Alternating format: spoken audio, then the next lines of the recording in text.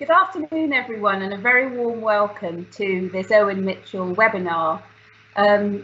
Great once again to bring our clients and our communities and colleagues all together. And today's subject and guests look as though it's going to be a fascinating afternoon. Just one point of housekeeping. There are questions and answers, and there's a facility to submit your questions on the screen, so please do that, and then they'll be arranged for us to answer at the end of the formal part of the proceedings. Today's discussion is about resilience and response to unexpected change. Seems like a very appropriate topic in our world right now because our experience on a day-to-day basis is somewhat unfamiliar. Our norms have been challenged, and things that we took for granted, like offices and sporting events and seeing our friends and family, have been turned on their heads. So how do we respond to those changes? The Latin definition of resilience means effectively to recoil or rebound. And the OED definition is the capacity to recover quickly from difficulties or toughness. The lawyer in me wants to slightly quibble with that, but that's probably just my pedantic nature. So what are we going to talk about today, and who are we? I'm Kathy Leach. I'm the National Head of Spinal Cord Injury for Irwin Mitchell, and lead our team of spinal cord experts in all of our offices. I'm really familiar with the effects of tetraplegia, which makes hearing what Nathalie is going to talk about today all the more remarkable. A big part of our role in dealing with our spinal cord injured clients is to really understand them and to empathise and use our practical skills to ensure the litigation and rehabilitation that we provide achieves the very best bounce back that we can for them to make them happy in their new life. Colin Green, who is the next speaker, has a similar philosophy. Colin is a neurophysiotherapist, and he also is passionate about rehabilitation and opening up the eyes of his clients to new experiences and a new future as he helps to rebuild their physical condition. He's also, as some of you who may have listened to the Hannah Cockcroft discussion with Colin and I earlier, and may know this already, is an ultra runner and took part in the Montaigne Spine Race in 2019, which I'm going to say this again, even though I said it last time, because it almost beggars belief. It's 268 miles long, running 7 days and 7 nights. So there is no doubt Colin knows what resilience is, and he's going to talk to us about that shortly. The main event in our lectures discussions today comes from Nathalie McGloin, who you will have seen on the posters. Nathalie is a female tetraplegic following an accident who competes as a racing driver against able-bodied people, women, and also against men. She is an absolute trailblazer. She set up Dare to Be Different, which promotes females in autosport. She set up Spinal Track, which is an initiative to teach people to race with hand controls. And she is the Disability and Accessibility Commission President for the FIA. I'm sure she has ambitions still to achieve, and she will no doubt tell us about that as well as her remarkable achievements. She's achieved these remarkable things after the sort of life-changing event, becoming paralysed, which is simply unimaginable, and I can't wait to hear her story and to share that with you. That's all from me just now. I'm going to hand over to Colin, who's going to talk to us about the physiotherapist's view of building resilience. Let's hope we have a great afternoon. Buckle up, everybody. Hi, thanks very much for that, Kathy. And really thank you to Irwin Mitchell for inviting me to speak in these strange times and resilient, necessary times at the moment. It was really good a few weeks ago to have a chat with Hannah Cockcroft, looking at lockdown fitness. And at that session, Nathalie was due to join us, but due to some technical issues, she was unable to join us. But I think our loss on that day was the gain for today. It means we can grill her for much longer and find out so much more about her story. So really looking forward to doing that. Just a little bit of information about who I am and who Physio Matters are. I'm a physiotherapist with 27 years experience in neuro rehab. I founded Physio Matters in 2000, and I'm a director of a team of great physios. But as Kathy said earlier, we're really keen on focusing in our rehabilitation on the client's abilities, because quite often our clients have had a lot of rehabilitation and it's what to do next. It's, you may have been injured like Nathalie at 16 years old, and there's a lot of life to make of what you can. And some really exciting things we've done in the past, and I'm looking forward to exploring those later with Nathalie. We've had a long-standing partnership with Irwin, and we've always been impressed by the rehab focus and how they fight for the clients. And I think the work with Nathalie and both Hannah expresses that really well. My particular experience is in looking at the relationships between therapists and clients, but also taking my personal interest in ultra running and endurance sport into rehabilitation. I'm a keen runner, done over 30 marathons and many ultra marathons, including the Spine race. And I've worked with many professional and amateur athletes and feel there is this resilience and this mindset, which we'll be talking about very shortly, that kind of stands people out. And we'll be doing a little test towards the end of this. I'm going to where you can find out how gritty you are. So that might be interesting. You can take that away with you. So just a little bit about resilience from an ultra running point of view. I feel that ultra running kind of defines me to a great degree, and it is that resilience that I find the interesting thing, and going on those journeys, but also hitting that wall and pushing through to the end. So if you're in a marathon, you perhaps hit the wall once and then push on through the end. Whereas in the ultra marathons, you're hitting plenty of walls. The walls are coming, and I would say it's more of a roller coaster that you have your ups and you have your downs, but you may have another up just after the down. So it's a real roller coaster ride. So one of the things we discussed at the previous webinar was knowing your why, and I think a good point of resilience is always thinking, why am I doing this? What is the goal? And that's what we're going to speak about a little bit very shortly. But more importantly, rather than me, it's looking at the resilience of our clients. So we work along clients and families who've undergone life-changing injuries, and just wanted to point out this photograph here, and it's some of our ambassadors at Physio Matters for 5 different sports, and we're really proud of all 5 of these. I know some of them are watching today, who've shown the aptitude to have a professional mindset and to have a resilient mindset.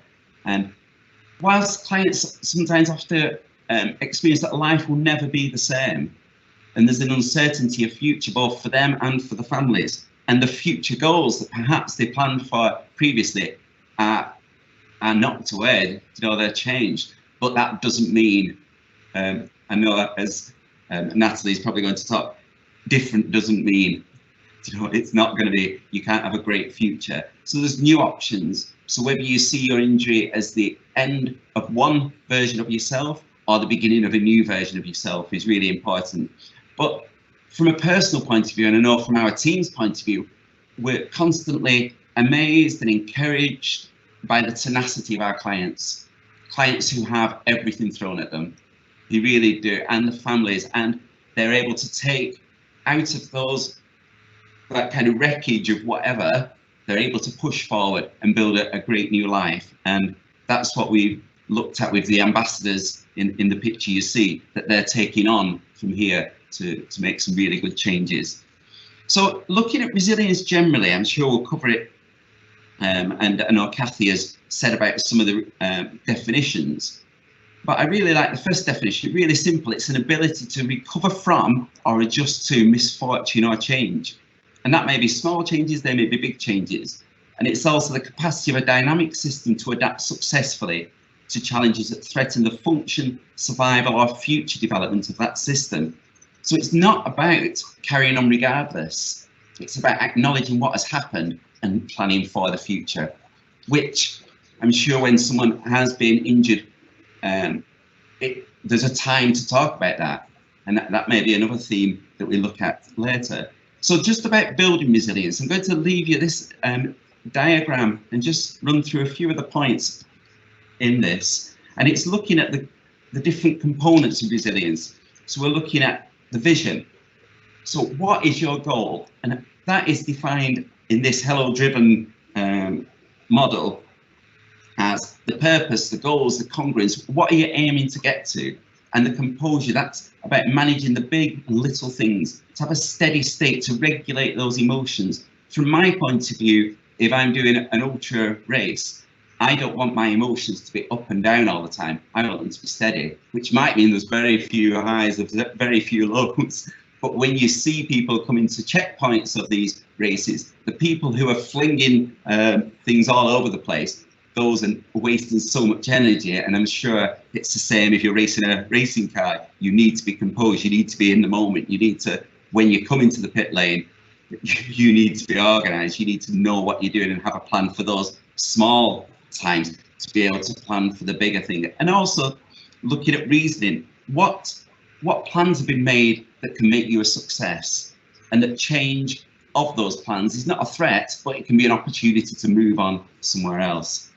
I'm also looking at health, and I know from looking at Nathalie's videos how hard she works in terms of maintaining herself from an exercise point of view, and looking after herself holistically, and in terms of sleep and rest and exercise. And again, with Hannah, when we were speaking to her, that's crucial to keep you as good as the competitors. And I think what's often a motivation to athletes is, if you're not training, someone else is training. Someone else might be training harder than you, so they're going to beat you at the next race. And something about tenacity is, Einstein said, it's not that I'm so smart, it's just that I stay with problems longer. And I really like that tenacity, a dog with a bone, someone who will keep working on those goals. And we talked previously about collaboration and accountability, knowing that someone is there to keep you true and keep you accountable. So just moving on from that model, so basically we're looking at resilience being a balance between confidence and competence. And I often say to people that I've got more confidence than competence. So I will try things that I'm not particularly equipped for. It's not always a good combination, and often it ends up in A&E, but that's fair enough. So just looking back onto the next slide and looking at different mindsets that people may have, and I don't think we need to ask at the end of the talk which mindset Nathalie will have, whether it's a growth mindset where we analyse mistakes, we accept challenges, and we learn new things, and we're inspired by others' success. We're not jealous of others' success, but we're inspired by other people. And that might be another person in the same workplace, it might be another person in the same sport, or it might be someone in your family that inspires you to push further. But the fixed mindset is an unchangeable attitude that I'm never going to be able to do that. And someone who avoids challenges is very risk averse, perhaps like Kathy, who it really isn't risk averse. But professionally, obviously, you know, it's a responsible attitude. But someone who wants to avoid failure and who gives up very easily at the first point. And certainly when I'm doing my ultra running, you see a lot of people quitting in the first half of a race. You say, "Oh, I wasn't enjoying it." You're not going to enjoy it. That's not the role of it. One last thing I want to finish with is just a recommendation, really, for a book that I read, and I had the privilege to see Angela Duckworth at Hay Book Festival a little while ago, and she was talking about grit and has done a heck of a lot of research on this. And what she says is, why do naturally talented people frequently fail to reach their potential, while other less gifted individuals go on to achieve amazing things? And the book is really worth reading. And she was looking at it being a blend of passion and perseverance. And I know Matthew Said's book, Bounce, and his other books talk about this. It's practice. And rehabilitation really fits in with this method, that it is practice. And finally, I don't want to take up too much time, so I'm going to leave you with this, and I know these slides are going to be sent to you, that you can actually score yourself on this grit scale. You answer those questions, and you give yourself a mark of 1 to 5, and the higher your score, the grittier you are. And you're able to score yourself against the general population. It's really interesting exercise to do. There are some trick questions in there, so they're not always scored 1 to 5. Sometimes it's 5 to 1. But have a look at that when you get these slides, and just see how gritty you are. So speaking of grit, I think it would be lovely to hear more about a very gritty person. Thank you. Thank you, Colin. That was very thought-provoking again, and some wonderful graphics for us to look back on at afterwards. I came across the most amazing quote when I was researching resilience for today, and I just thought I have to introduce Nathalie with this quote because I think it will set up her talk beautifully. We're going to see a short video just before the talk, but the quote is this, and it's from C.S. Lewis, which is this: "Hardships often prepare ordinary people for an extraordinary destiny." So let's hear about Nathalie's journey to that extraordinary destiny. And here's the video first of all.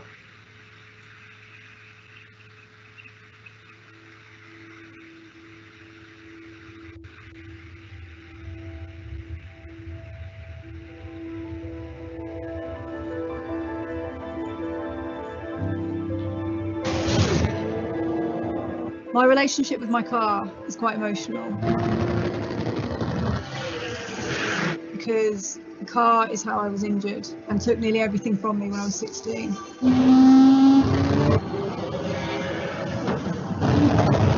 But 16 years later, I find through racing, a car gives me nearly all of that back. When I'm behind the wheel, I feel free. I feel normal, even though racing is anything but normal.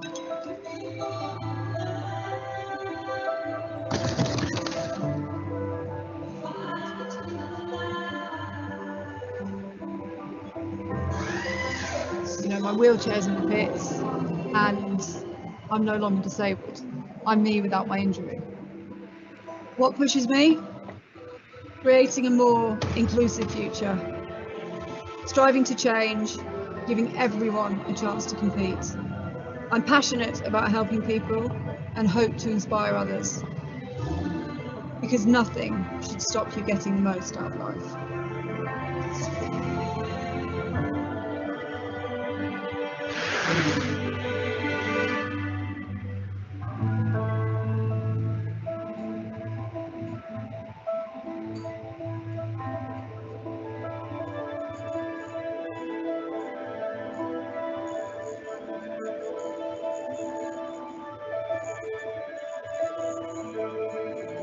I'm proud to say that today, motorsport is for everyone.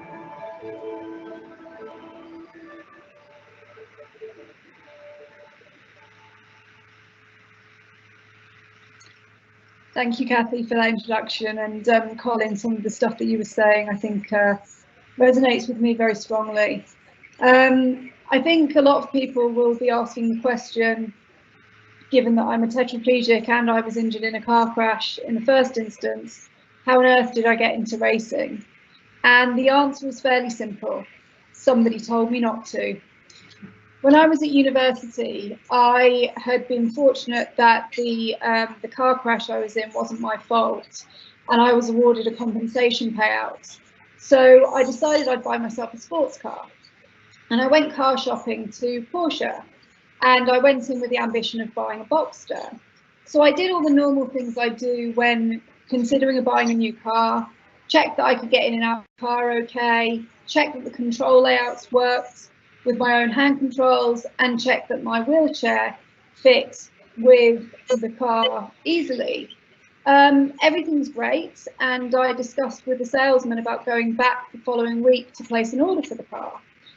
As I left the dealership, I noticed their 911. Now, at the time, I knew absolutely nothing about cars. All I knew is that I preferred the Boxster. I went to my friend's house the following day, and I told him about my car shopping. I talked about the Boxster. I mentioned the 911. He stopped me in my tracks and said, "Don't be so ridiculous. The 911 is a driver's car. You won't be able to handle it." So I went back to the dealership the following week and placed an order for a 911 just to prove him wrong. Unbeknown to me at the time, that would be my first stepping stone on the journey into motorsport that would lead me to where I am today. And as you can probably assume from that story, I'm quite stubborn. I often describe it as my biggest strength, but also my biggest weakness. but I haven't always been like this. When I was first injured, I really struggled. I went from being 16 and carefree, starting to think about university choices, to someone who had lost all independence and someone who was heavily reliant on medical staff. This photo of me was taken 2 weeks before my accident on holiday with my family in Mallorca. And as I struggled to come to terms with my injury, I actually really struggled to see a future for myself. But I can remember the first time that I felt that kind of fight for survival, that spark reignited inside me. And that was when the nurses had very kindly invited another female tetraplegic into the ward who would show me how she could do her hair and makeup. And as she left the ward, the nurses said to me, "Carol can't independently transfer. She uses an electric hoist at home and she drives an adapted van from her power wheelchair. We think this is something you should consider." And at the time, given that I'd been told that I was capable of becoming independent, I felt really annoyed. I thought, you don't know me. You don't know what I'm capable of achieving. Why should my standards be set by someone else's? Later that month, my physio brought in a male tetraplegic who was independent, who would show me how he could transfer in and out of his car and how he pushed a manual wheelchair. Now, Alan Smith was on a sailing course in Portsmouth and was driving up to Wakefield to take part in a wheelchair rugby training session that evening. I was already impressed by Alan because I hardly had the energy to push myself from my bed to the gym. So Alan finding the time to come and see me in an impossibly busy day was something that I wanted to learn more about, how he had the energy to do that. And I asked if I could go to the training session with Alan that evening, where I was introduced to a team of Alans. They were all independent, they were all driving normal cars, but all the guys had a real passion for life and a real zest for this sport, wheelchair rugby. But more importantly, they were my proof that there was life after spinal cord injury. And I took that inspiration back to the rehab centre. I did my rehab. 11 months later, I was discharged. 2 weeks later, I went back to school to get my A-levels. And 2 years after that, I went to Nottingham University, where I would find my wheelchair rugby team and family for the next 5 years. Now, I went to my first wheelchair rugby tournament the first summer that I was at university, and I absolutely fell in love with the sport. These guys were incredible. They were doing things that I didn't think possible to do in a wheelchair, and they took me in, they toughened me up, and they taught me how to live like them. I went from barely independent tetraplegic to fiercely independent athlete in the space of a year. Now, that word athlete is really significant. You will hardly ever hear me refer to myself as disabled. I don't like it. I refer to myself as injured. I will talk about my level of function. And that for me is because an injury is something you can recover from. If not physically, then at least emotionally and mentally. Wheelchair rugby was my recovery. Sport was my recovery. Because I've never wanted any special dispensation for what happened to me. All I've ever wanted is a platform where I can stand up and be counted like everyone else. Wheelchair rugby was that platform. But it also introduced me to another platform, motorsport. It was actually during a tournament in Toulouse that I was introduced to another wheelchair rugby player who was also a petrol head. And he told me that his BMW was faster than my 911. And he also told me that we could prove this theory on something called a track day. And at the time, I knew nothing about track days, but I was really intrigued to find out there was something I could do where I could drive my car as fast as I dared around a racing circuit. I went to my first track day with my friend, and like rugby, I absolutely fell in love with it. Not only for the adrenaline, but for the fact that I could do something at the same time and in the same way as able-bodied people. And track days became an expensive hobby for me whilst I was training to try and break onto the Paralympic squad with wheelchair rugby. But in 2012, I sustained an injury that would take me out of rugby for a good 9 months. And when I went back to try and regain my position on the squad, something had just changed. That passion that had driven me to give everything to rugby had just died. And I knew without it that I could never be the athlete that I'd always wanted to be. So I decided I needed a new challenge. And I'd been doing track days for about 5 years. And so I decided I would try and investigate getting my racing license. Now, getting a racing license for an able-bodied person is fairly straightforward. You do a practical test and a theory test, and if you pass, you can go racing the next day. When I took my test, disabled people had to compete in 4 hill climb or sprint events, which are time trials against the clock to demonstrate that I was safe in a competitive environment with my adaptations. I also had to demonstrate that I could exit the car unaided in 7 seconds. Now, most people will have seen a wheelchair user get out of a car and know that it takes a lot longer than 7 seconds. And when I found out that this was a non-negotiable part of getting my license, I questioned whether my disability was too severe to go racing.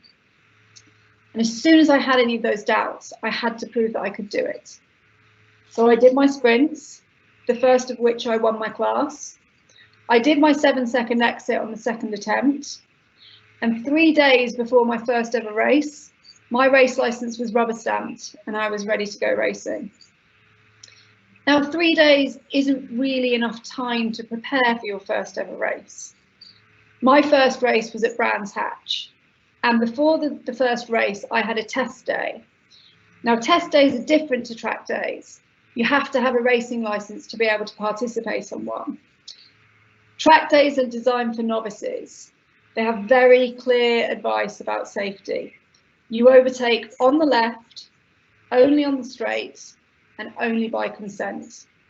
Test days are race rules. Anything goes. And I guess the magnitude of such an event was a bit much for me to handle, and this happened.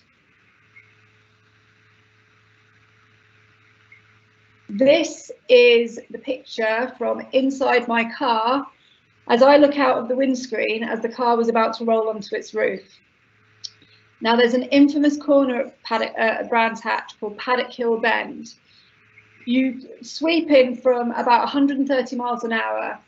You turn in, you kiss the apex, you go down the hill, you compress, you go up the other side and on around the rest of the track. Now, I made the rookie error of lifting mid-corner. I took my hand off the accelerator because I thought I was going in too quickly.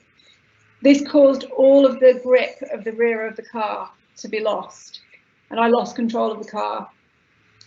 And as I left the track, I can remember looking at the wall thinking, I'm going to hit that, and I'm going to hit that quite hard.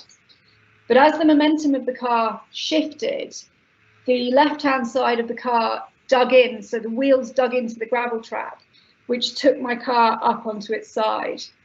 My boyfriend was in the pit lane, and he said you could see the whole of the underside of my car. For some reason, for some miracle, the car didn't go over, and it sat back down on all 4 wheels. And as I watched as the rest of the cars were taken back to the pit lane, as the session was red flagged and the recovery truck of shame was deployed to pull me out of the gravel, I can remember thinking, this just got very real. And as I limped back to the pit lane to apologise to my mechanics, who would spend the rest of that evening picking all of the gravel out from the underside of my car, I had no more time to practice. My next session out was qualifying at 9 AM the next morning. Needless to say, I didn't do very well. I qualified second from last, and I thought, great, my worst fear is about to be realised. I'm going to finish last in my first ever race. People are going to think I'm not good enough, I'm well out of my depth, and that I don't belong here. So I spent the next couple of hours in between qualifying and race 1 looking like this, a startled rabbit, telling my mechanics all the reasons why I shouldn't enter into that race, whilst they told me all the reasons that I should. And as I went to the holding grid, I can remember sitting there in my car, looking round at all of these men, all of these able-bodied men who'd been racing for 20 plus years, who were just casually chatting to each other, like racing was the most normal thing in the world. And there was me in the car, hyperventilating, panicking, saying to myself, what on earth are you doing? You do not belong here. And I honestly believe that if I could have got out and run away, I would have done. But of course I couldn't. And as the gates opened and we went out onto the track for our warm-up lap, and I settled into my grid spot, second from last, in a car that I'd had specially prepared for that championship, with a racing license that had taken me a year and a half to get, I was no longer the only female on that grid. I was no longer the only disabled person. I was a racing driver, just like the rest of them.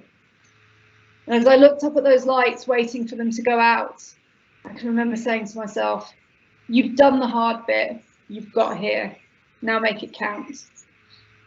And as those lights went out, with them went all of my fear, and I went racing. And I've tried to put into some kind of sensible dialogue what that 25 minutes felt like for me. But it's only 5 years later that I realised that that race actually marked a point in time where I actually made peace with my injury. 16 years previously, having broken my neck in a car crash, to then be racing cars against able-bodied men, somehow I felt that that marked a moment in time that I'd actually won. And as I came across the finish line, having just made history as the first woman with a spinal cord injury to complete a race, something much more important had happened. I'd finished 14th out of 21 drivers. My lap times were credible. I was going to be competitive. And as I came back to my garage, I was greeted by a sea of smiling but slightly bemused faces. Because although no one expected me to finish last, no one had expected me to finish 14th. And as I got out of my car, I was greeted by all the people that had made that happen for me. By my mechanics who had spent a year and a half building that car. Every time there was a problem, they'd come up with a solution. My racing coach, who'd been in the passenger seat of my racing car backwards at 100 miles an hour, at goodness knows how many circuits. Someone who'd been with me through the improvements and coached me through the mistakes. But someone who believed in me so much that he had entered his own racing car into that race with me, because in his words, he wanted front row seats to the biggest show of my life.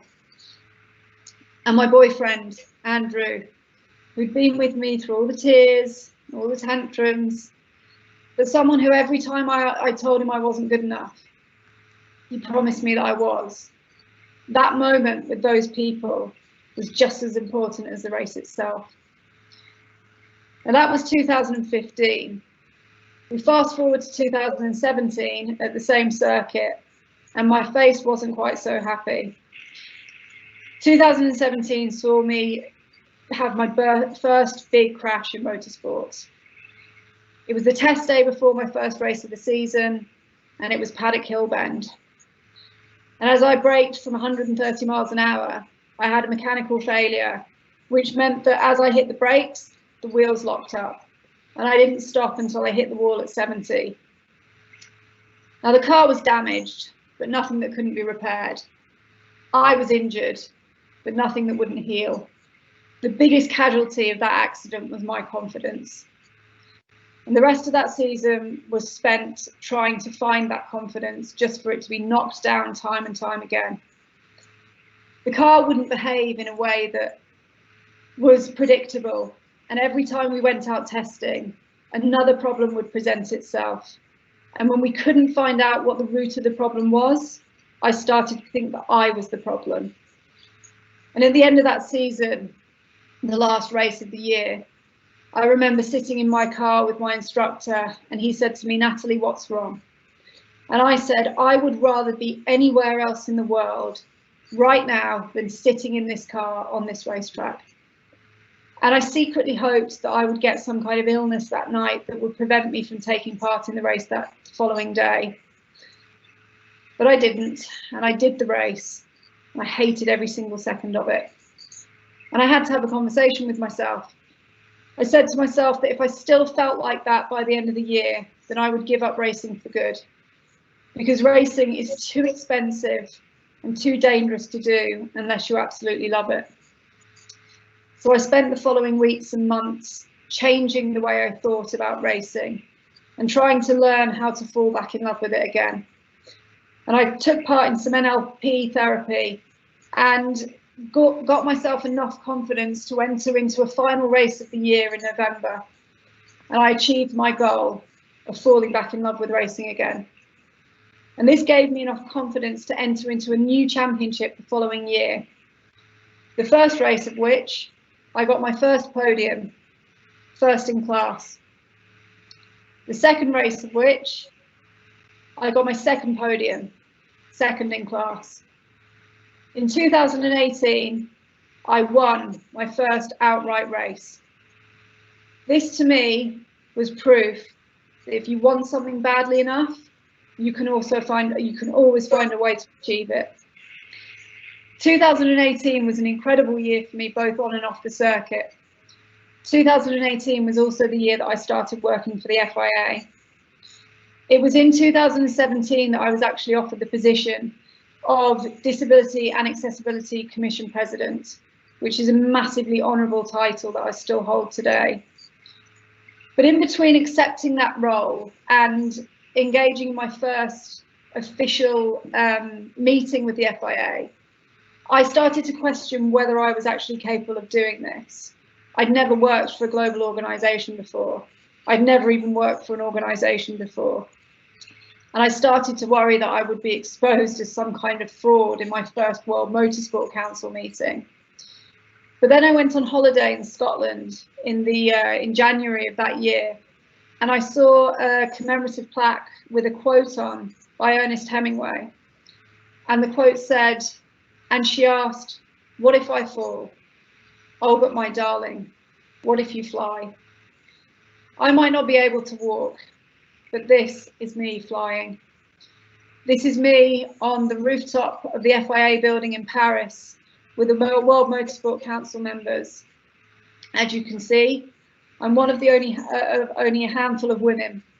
I'm also one of the youngest by about 30 years.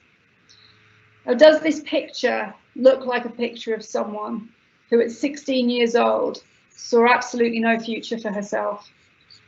Does it look like someone who less than 6 months earlier almost gave up the sport she loved for good when times got tough? Does it look like someone who at university, through wheelchair rugby, and I'm not ashamed to say now, is absolutely petrified of failure? And the answer to that is yes, it does. Because through my journey of surviving my spinal cord injury, going through Paralympic sport, university and motor racing, what I've learned is that failure is not a weakness. It's a tool to make us stronger. And what I've also learned is that if you believe in yourself, others will believe in you too. I still can't believe that this photo even exists. This is me at the 2018 Grand Prix at Silverstone, presenting Kimi Räikkönen with his third place trophy. Believe me when I tell you that in work, in sports, and in life, that anything is possible.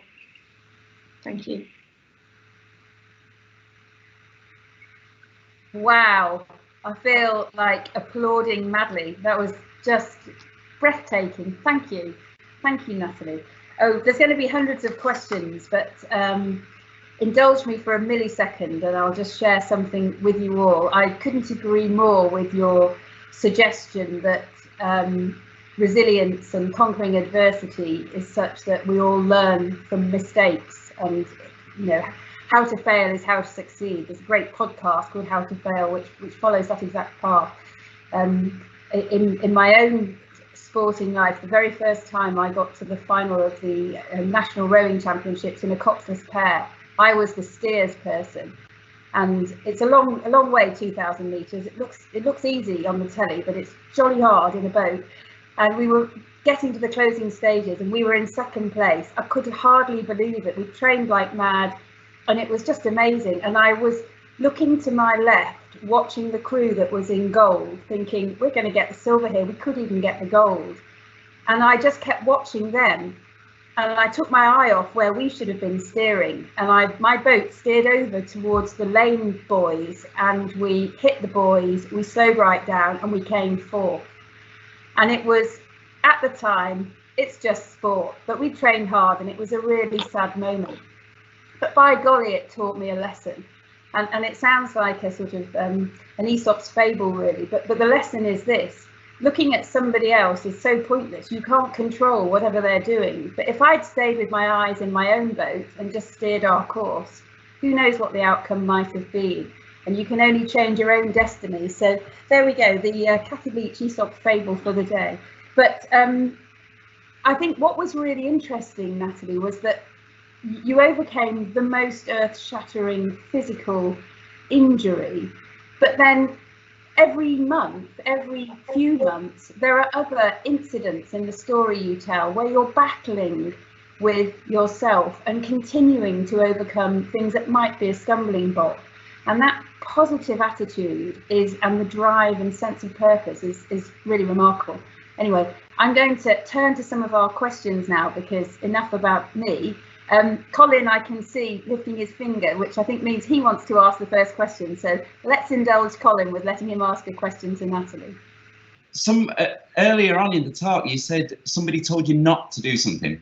They said not to buy the 911 Boxster would be better for you, and that made you do it. Could you tell me something about where that drive came from, even at that stage, and also that whether you see a difference between being stubborn and being resilient? I guess it's something I've always had, probably as a kid. If someone tells me not to do something, especially if that kind of statement is a negative thing on me, then I like to prove people wrong. And I guess from having my injury, I've always made sure that people wouldn't see my limitations. And I guess that kind of deep-seated attitude is brought out by, if someone says that I can't do something, I will definitely do it, even if I don't want to do it, just so that they don't think that I'm limited in any way. And stubbornness versus resilience, I think stubbornness can be a good thing. I also think it can be a bad thing, but I think when you're challenging yourself to push further and to achieve things, then stubbornness and resilience are probably the same thing. If you get stuck into something and you give it your all and you don't let anything get in your way, then it's your stubborn nature that drives you to be resilient. So I think they go hand in hand. Yeah, that's really useful. And just am I permitted one more question? In terms of the role model, you mentioned about Alan Smith, and something about the role of the role model. Do you want to explain that a little bit? So I genuinely think that if I hadn't been introduced to Alan, then I wouldn't have been introduced to wheelchair rugby. My life wouldn't have taken that course, and I wouldn't have been inspired to push myself, because I honestly believe that, when you're on the floor, if you've hit rock bottom, you need to see someone who looks like you in some respect to understand that there's a way up. So I think role models are really, really important. I think that, there are a lot of role models that I've had in my life.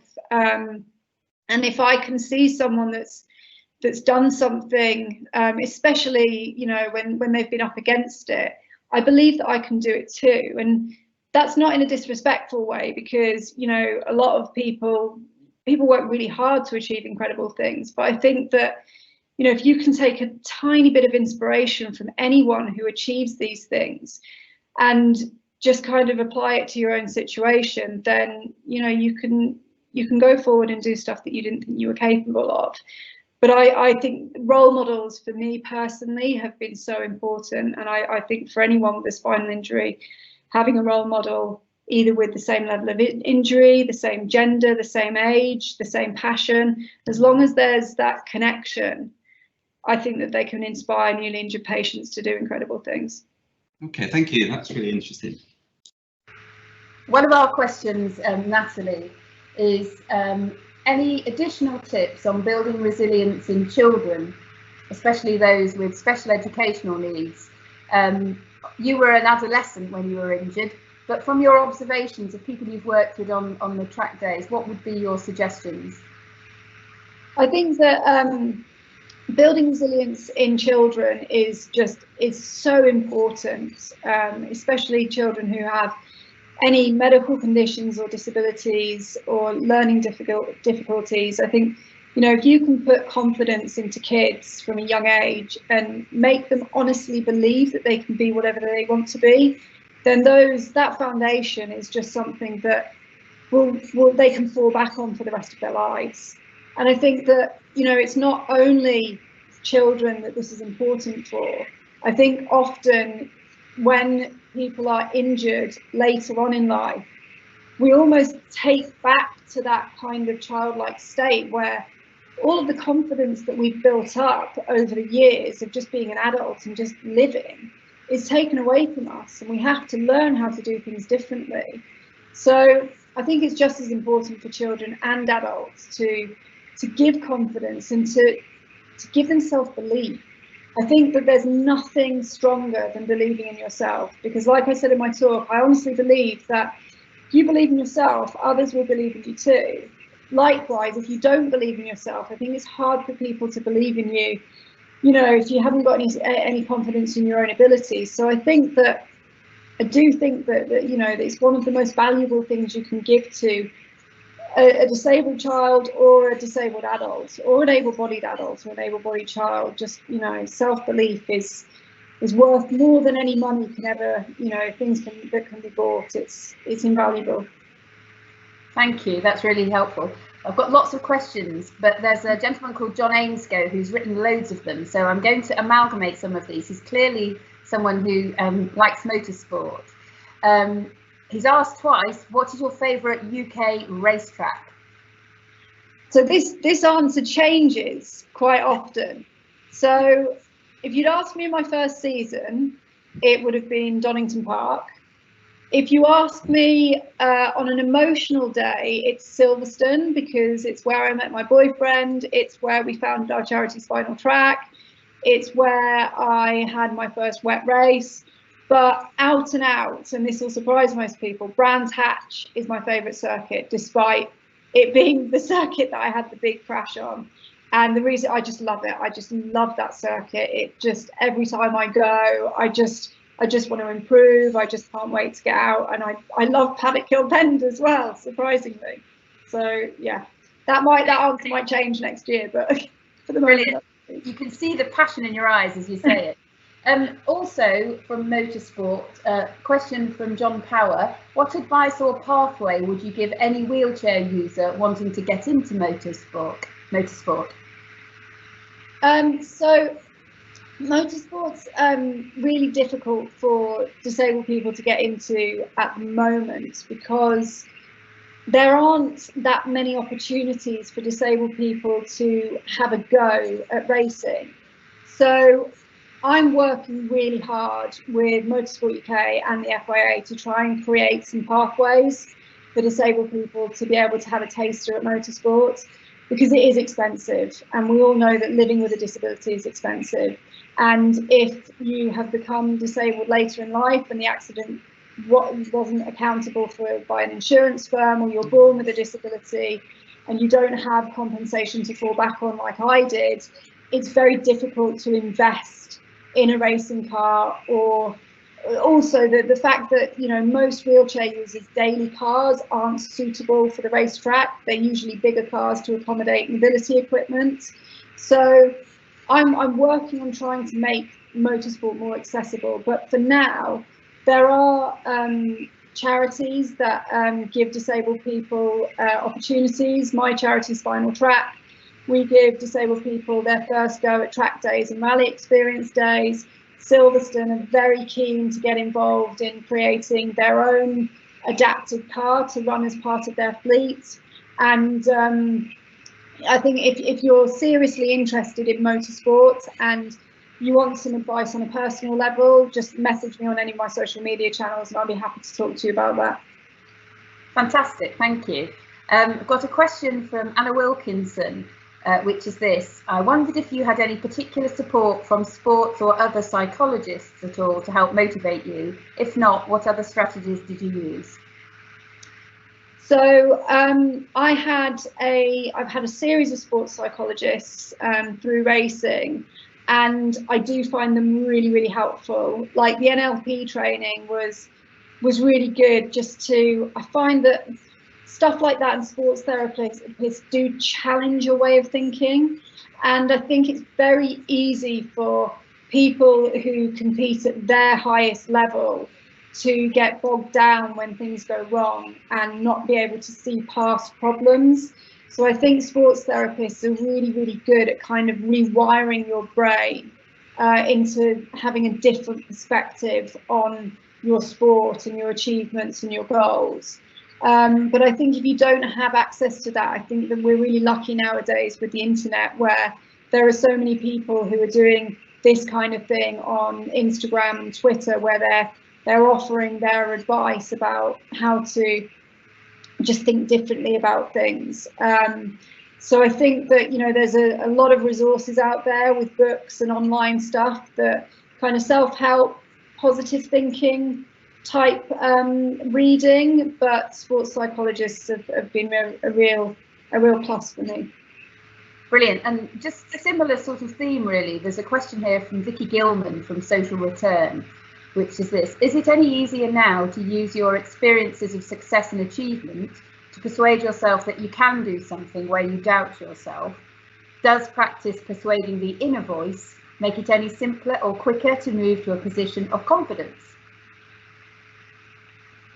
I think it does. I think, you know, I think I would probably say that it should. I think that on the receiving end of that sometimes I do still struggle with confidence. But I think that, you know, in the instant, kind of when you come up against a new challenge that you think is beyond you, I think that my instant reaction is often, oh yeah, but how's that going to work? You know, let's think about all the ways that I could fail at that. And then I draw back on kind of my experience of, well, you know, would you have thought that you'd be able to race cars when you were at university? Would you ever thought that you would have got so far with wheelchair rugby? When you were in Pinderfields doing rehab, did you ever think that you could live independently? And all of those things I achieved. So yes, I think experience does build up inner confidence. I think that it's okay to not have that inner confidence on tap. You know, I think that when you hear about people who do things that inspire you, I think it's really important to actually hear how they struggle as well, because I think that if you put people on a pedestal, you can never really think that what they do is attainable. Whereas if you hear that people do struggle, and it's okay to have self-doubt, it's okay to not be completely confident with all that you do. I think that the important thing is that you learn how to have that confidence and how to be okay with stuff, and that's what I do. You know, it's not instant, but I do draw back on my experiences. Really great. Laura Kramer asks, with the current challenges of COVID-19 impacting on rehabilitation, do you have any words of wisdom, tips of building resilience to people who might be newly injured in hospital right now? I actually have a friend who's newly injured in hospital now, and what I say to him is baby steps.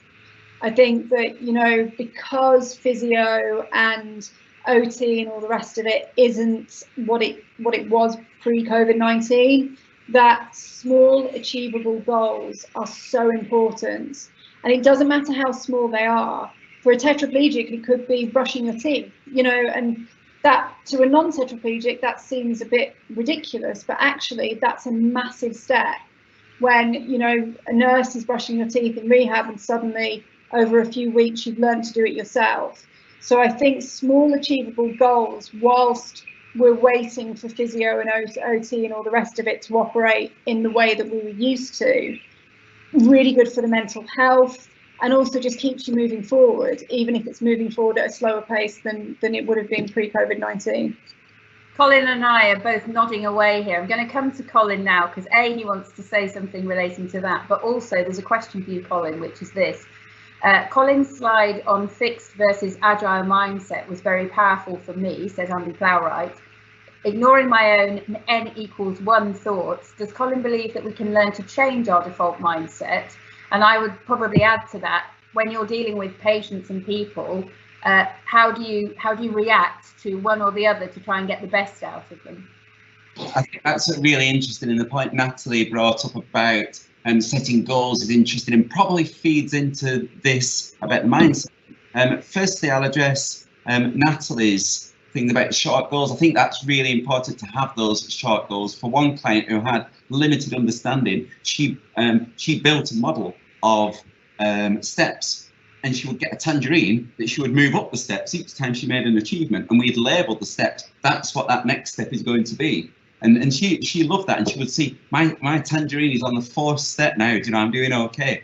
But I think with that, also looking at that, it's looking at a longer picture and a longer dream possibly as well. So it's okay for your goal to be brushing your teeth, but when you get to brush your teeth, you then want to be able to comb your hair. You then want to be able to go out. You want to be. So I think to give that longer picture, and sometimes we will say to clients, are you looking at getting back to, it could be you're getting back to driving, and they're looking at us as if to say, you know, I can't even move from one chair to another. You know, how can I ever look back to getting driving? But I think to have, whilst not a false hope, but to have a hope in the future, you know, we all need that. And I think small goals on the way to a large goal is the way that we would go.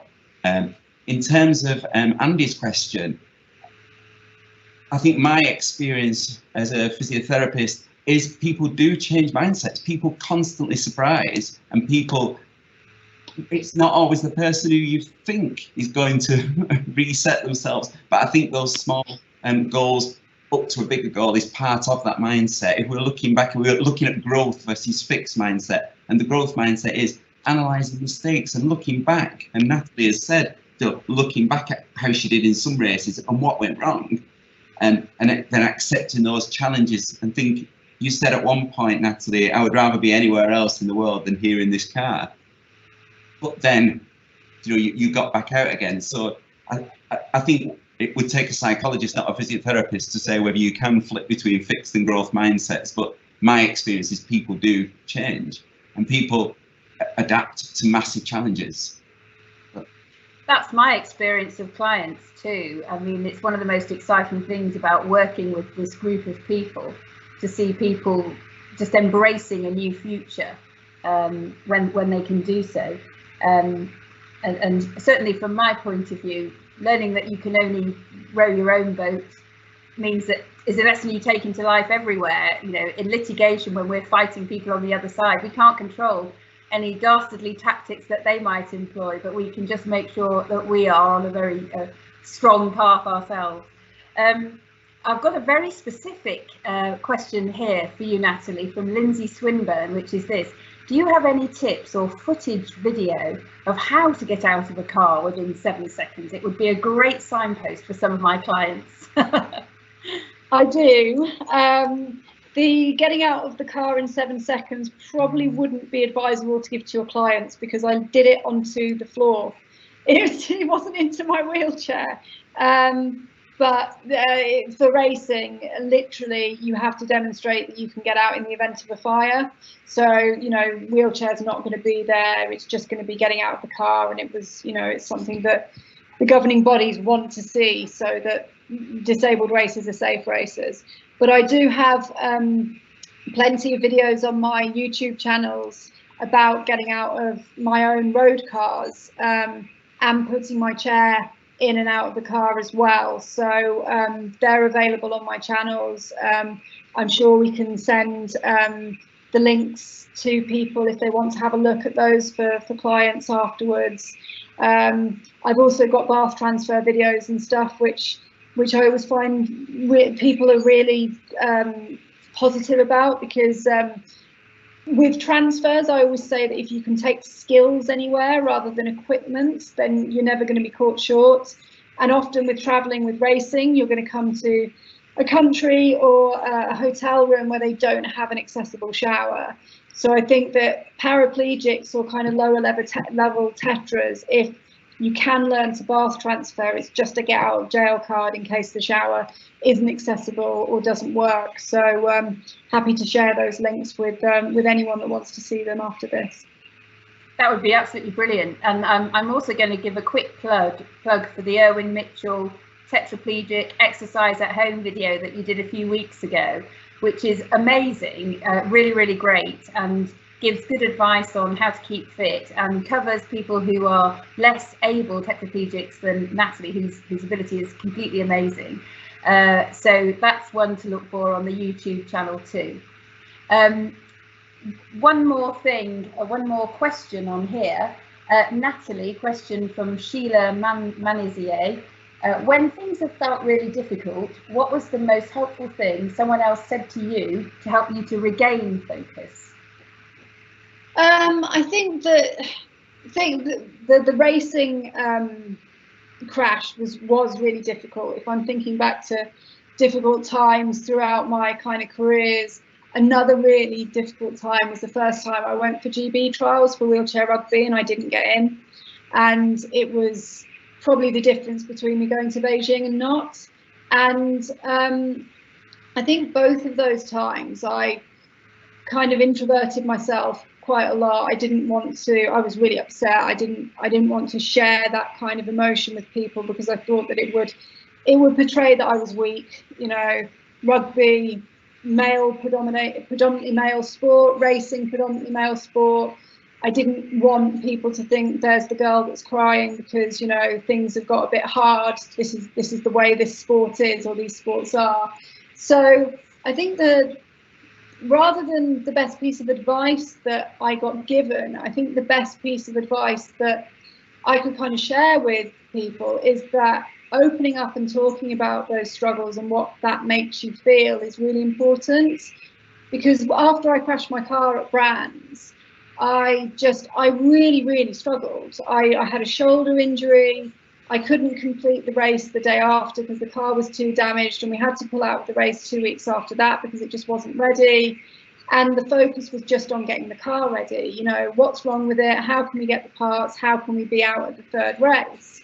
And it was never addressed of, you know, what's going to make me ready. And I can remember speaking to a friend in America online, and he said, "How are you feeling?" And it was the first time that I'd said this, and I said, "I'm scared. I don't know whether I can get back in that car." And my boyfriend was out, I don't know where he was in town somewhere, and he came back to find me in floods of tears. And he said, "What's wrong?" And I said, I genuinely don't know whether I can get back in a racing car. And he just put his arms around me and said, "Well, if you can't do it, you can't do it. It's not, you know, it's okay." He said, "Stop putting so much pressure on yourself." He said, "You know, racing's meant to be fun. If you don't enjoy it anymore, then you don't have to do it. But if you do want to work through it, then I'm here to support you." And I think the same as wheelchair rugby as well. You know, a lot of tears were shed over that. And as soon as I opened up to someone, you know, I got to work through it. And I talked to one of my very good friends, who was also the guy that told me that I wouldn't be able to handle a 911, Darren Matthews. And I spoke to him about it, and he just said, "Train harder. Make sure at the next trials that you're the pick. Just put more time in the gym, eat better, train harder, and make yourself get there next time." And suddenly the tears are then turned to energy that you can use to just work through whatever it is that you're struggling with. Yeah, absolutely great advice. Thank you very much. I think we're going to need to wind up not quite quickly in the next few minutes. So first of all, Colin, any last words from you that you'd like to share before I pass to Natalie, and then I'll say our goodbyes? The quote that you shared towards the end was, "What if I fall? But then what if I fly?" is really important. And I think as professionals and as therapists, we must be careful about not over risk assessing things, about not wrapping people in bubbles. At the moment, in this time, we're kind of wrapped in the COVID time, we're wrapped in risk assessments, but we need to allow and have that discussion with our clients to have the discussion of where your dreams are going to go, where you may fly to. And yeah, really inspirational. Thank you. Natalie.